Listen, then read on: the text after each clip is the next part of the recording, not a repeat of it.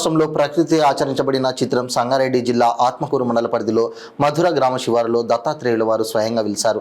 ప్రస్తుతం ఇది దత్తాలయ గుట్టగా విరజిల్లుతోంది. స్వయముగా వెలిసి సుమారు 650 సంవత్సరాల చరిత్ర కలిగిన ఈ చిత్రంలో ఓంకార శబ్దం ప్రతిరోజు రాత్రి 2 గంటల నుండి 3 గంటల మధ్యలో వినబడుతుంది. ఇచ్చట శ్రీచక్రం, ఏకపాద ముద్రలు, దక్షిణావృత శంఖం, కూర్మం, తాంబేలు ముద్రలు, 3 ముఖాలు ఛాయారూపంగా దర్శనమిస్తాయి. ఇంతటి ప్రాచీనమైన ఈ పుణ్యక్షేత్రంలో ప్రతి దత్త జయంతి మార్గశిర పౌర్ణమి సందర్భంగా బ్రహ్మోత్సవాలు నిర్వహిస్తారు. వైభవయుతంగా విరజిల్లుతున్న దత్తస్థలంలో ఈ సంవత్సరం అనగా డిసెంబర్ 7, 2024 నుండి 17 డిసెంబర్ దత్త జయంతి వరకు భారీ ఎత్తున బ్రహ్మోత్సవాలు నిర్వహిస్తారు. ఈ మహత్కార్యంలో ప్రతి ఒక్కరూ భాగస్వాములై స్వామి ఉత్సవాలను దిగ్విజయం చేయాలని మధుర గ్రామంలోని దత్తశాల క్షేత్రంలోని ఎంఆర్ఓ ఆధ్వర్యంలో 30,000 లీటర్ల వాటర్ ట్యాంక్ భూమి పూజదాత లింగంగౌడ్ మా గ్రామం తరపున వారికి ప్రత్యేక ధన్యవాదాలని ఆలయ క్షేత్రాధిపతి సభాపతి శర్మ తెలిపారు.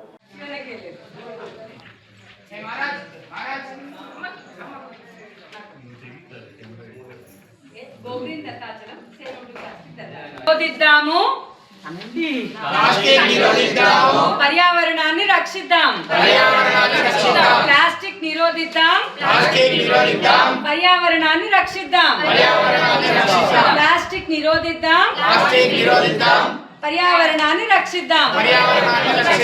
ప్లాస్టిక్ బ్యాగులు దత్తాచలంలో వాడకూడదు. ప్లాస్టిక్ బ్యాగులు దత్తాచలంలో వాడకూడదు. ఈ రోజు నుండి మేము దేశ సంరక్షణ కోసం చేతులు నిలబెట్టాను. శర్వాణి అనే నేను ఇప్పుడు నేను అంటే మీ పేరు చెప్పండి. నేను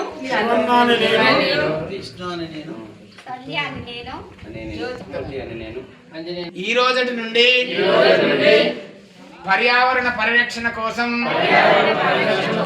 సంఘ సంరక్షణ కోసం, భావితరాలకి స్వచ్ఛమైన గాలి, స్వచ్ఛమైన నీరు, స్వచ్ఛత, స్వచ్ఛమైనటువంటి యొక్క భూమి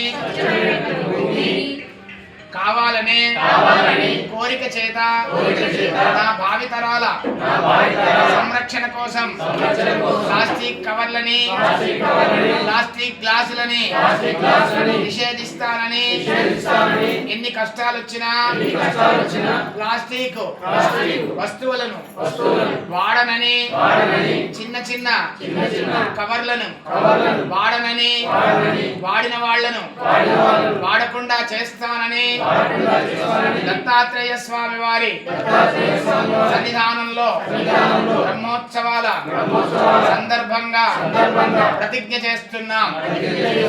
జై గురుదత్త.